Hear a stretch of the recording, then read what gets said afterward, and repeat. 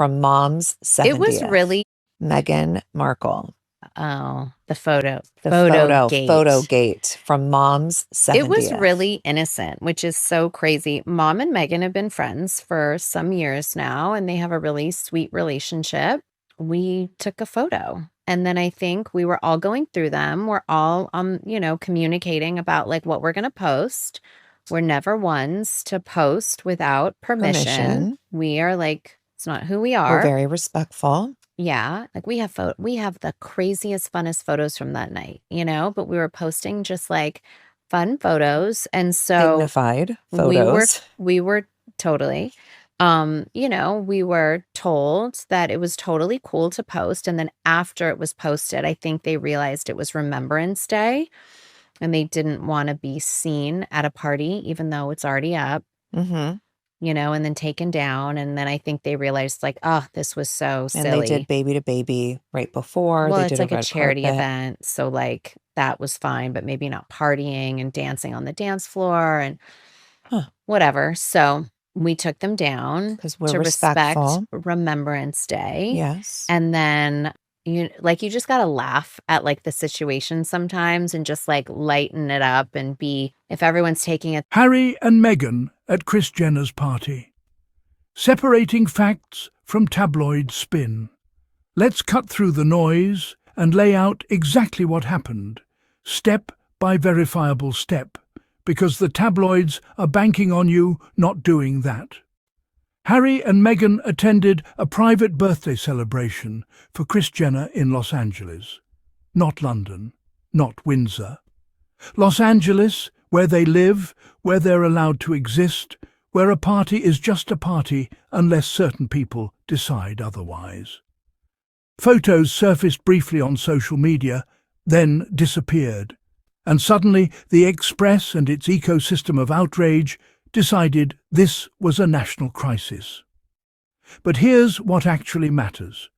This was a private event in a different country, attended during their personal time, with zero obligation to British memorial customs while abroad. The party itself wasn't the story. It never is. The story is that Harry and Meghan were living, and for some, that alone is unforgivable.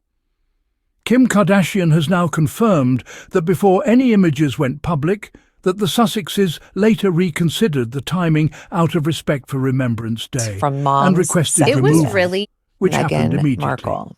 That's called awareness. Photo That's called gate thoughtfulness. from mom's 70th. It was Tabloids really don't profit innocent, from nuance, which is so crazy. So they Mom spun and Meghan have been attendance at a friends private for party some years into a now, betrayal, and they have a really hoping sweet you wouldn't relationship. notice the difference. We took a photo. Squaddies, and then I the think facts are we were simple, all going the through them. timeline We're is clear, all, and the only communicating scandal about here like what we're is going to how post. desperately the We're media never ones needed to create post one. without permission. The manufactured We are outrage like, machine. It's not who we We're are. very The respectful. Daily Express Yeah, and its like we have accompanying we have tabloid the chorus craziest, didn't funnest just photos report from this that story, night, they but we were like posting clockwork. just like Strip fun away photos, the screaming and so headlines Verified and the photos. manufactured we were hysteria. totally, And what remains you know, is we were embarrassingly thin. told that it was Not totally a cool to single post, thing. and then after it was Harry posted, I and think they Meghan realized it was attended a private Remembrance party, Day, approved some and they didn't photos, want to be seen reconsidered the at a timing, party, even though and had it's them already up. removed. Mm-hmm. That's And then it. taken down, and then I That's the think they realized entire like, oh, this was scandal. so And silly. they did baby Yet to baby the facts, right before. Kim's they Well, did it's like a red explanation, charity carpet. the event, so timeline, like the that context, was fine. the but maybe actual not sequence of partying and events, dancing on the dance no matter how floor, desperately certain outlets whatever. need So you to believe we otherwise. took them down 'Cause we're to This respect was never about Remembrance Remembrance Day. Day. Yes. And then It was never about you respect just or gotta laugh protocol. at like It the was about situation clicks, sometimes and just like outrage, and lighten keeping it two up and people be, trapped if in a everyone's taking it. narrative they've already escaped. And squaddies, you already knew that. Because this machine runs on one fuel only: lies dressed up as morality. What actually happened? Harry and Meghan attended for Kris Jenner in Los Angeles. Not a public spectacle, not a political statement, not a royal provocation, just a private social event in a different country. Full stop. Photos from the night briefly appeared on Kim Kardashian and Kris Jenner's Instagram pages and were later removed. That's it. That's the entire story before the outrage industrial complex seized it, twisted it and fashioned it into a weapon. There was no drunken revelry splashed across front pages, no middle fingers raised to the monarchy, no calculated timing designed to wound. Just two people at a party. The kind of thing that happens literally every weekend in Los Angeles, London, and everywhere else humans gather to celebrate. But because it was Harry and Meghan, the press needed it to be something darker, something sinister, something they could weaponize into yet another morality play where the Sussexes are cast as villains by default. Kim Kardashian's clarification. Kim didn't hedge, dodge, or spin.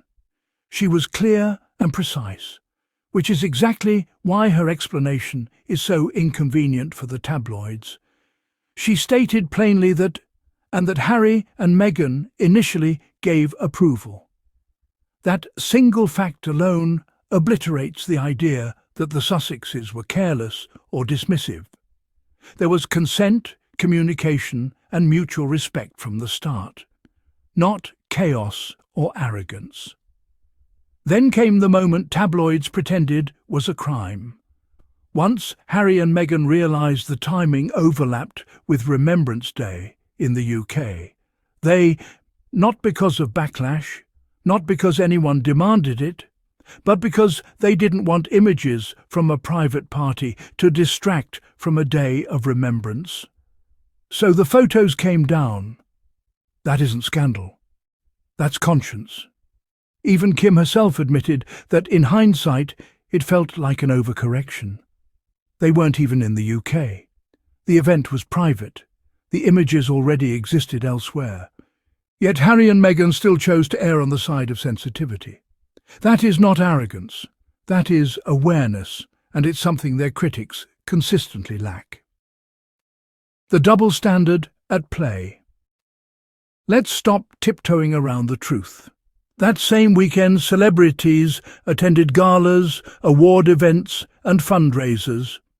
Royals carried on with scheduled engagements, dinners and receptions, many of which were photographed and published without controversy.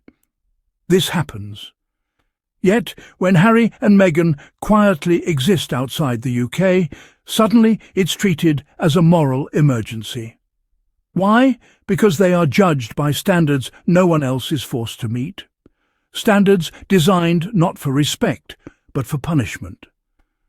The game has always been rigged.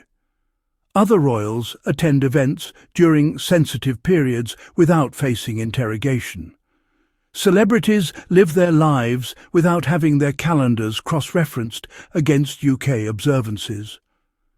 But Harry and Meghan, they're expected to freeze their entire existence in deference to a country they no longer reside in, a country whose media has spent years tormenting them. This isn't about propriety. It's about control, and the hysteria proves it. Why this criticism is especially cruel toward Harry. This attack lands differently when you remember who Prince Harry actually is. He's who served 2 tours in Afghanistan, not as a ceremonial figurehead, but as an Apache helicopter pilot on active duty. A man who has spoken repeatedly and emotionally about grief, loss, and the weight of remembrance. The founder of the a global movement that honours wounded, injured and sick service members in ways the royal family never managed to modernise or match in emotional authenticity. Harry doesn't just remembrance events. He's built an entire legacy around honouring those who served and sacrificed. To suggest that he doesn't understand or respect Remembrance Day isn't just false, it's insulting. It's a deliberate erasure of everything he's done, everything he's felt, and everyone he's fought to honour. This narrative has never been about respect or tradition. It's about control. And when control was lost, punishment followed. The real motivation behind the attack. Here's what this has been about, and it has nothing to do with Remembrance Day, patriotism, or royal protocol. The tabloids need Harry and Meghan to be villains because their entire business model depends on it. They need the Sussexes dragged, diminished and demonised at every turn, because the second Harry and Meghan stopped playing the game, the whole rotten machinery was exposed. Their independence didn't just shake the institution. It revealed how hollow, transactional and parasitic the royal media relationship truly is. That symbiosis only works when someone's trapped inside it, smile plastered on, playing along. The moment Harry and Meghan walked away, the tabloids lost their most lucrative characters, their moral cover. So now every birthday party becomes a scandal. Every smile becomes smugness. Every choice becomes defiance. Because the outrage isn't about ethics. It's about maintaining control over a narrative they no longer own. This attack isn't journalism. It's punishment dressed up as concern, and it serves the system that profits from their suffering, not the public who deserves the truth. The predictable cycle. You've seen this cycle play out endlessly. Harry and Meghan take literally any action, attend an event, release a statement, breathe in the wrong postcode, and the tabloids immediately frame it as offensive, reckless or tone-deaf, stripping away every shred of context in the process. Then, days or weeks later, clarification trickles out. A Kim Kardashian statement here, a timeline correction there, proving the outrage was built on distortion from the start. But by then, the damage is already done. The headlines have been screamed, the narrative has been set. And here's the part that should infuriate you most. No apologies are issued. The Express won't run a front-page retraction admitting they lied. They'll just move on to the next manufactured crisis, because accountability has never been the point. Punishment has. Evidence of respectful conduct.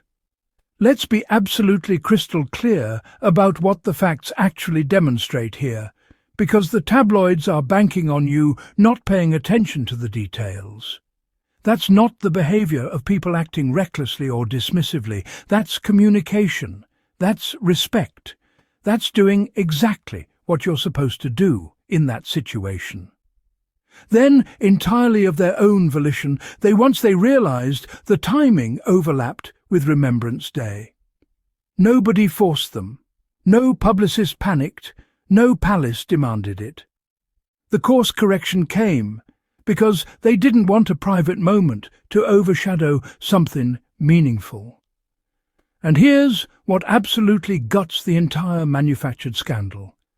There is none whatsoever of malice, carelessness or disrespect in any of their actions. They communicated, they reconsidered, they adjusted. That's not a scandal. That's integrity. But of course, integrity doesn't sell tabloids, does it?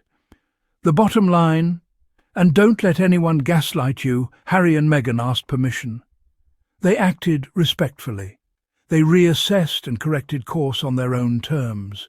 They did malicious, careless, or disrespectful. They chose grace when confronted with impossible, shifting expectations that no other public figure is forced to navigate. They gave approval, reconsidered the optics, and removed the images, voluntarily, thoughtfully, and without fanfare. That is not scandal. That is integrity. But here's what the system cannot stomach: their independence, their autonomy, their refusal to bow, perform, or beg for permission to exist outside a narrative they didn't write. So the tabloids manufacture outrage where none exists, distort timelines, strip context, and scream until the lie sounds like truth. Don't be gaslit into believing any of it. The only disgrace here is the media's relentless campaign to force them into a villain role at all costs. And squaddies, you already know better.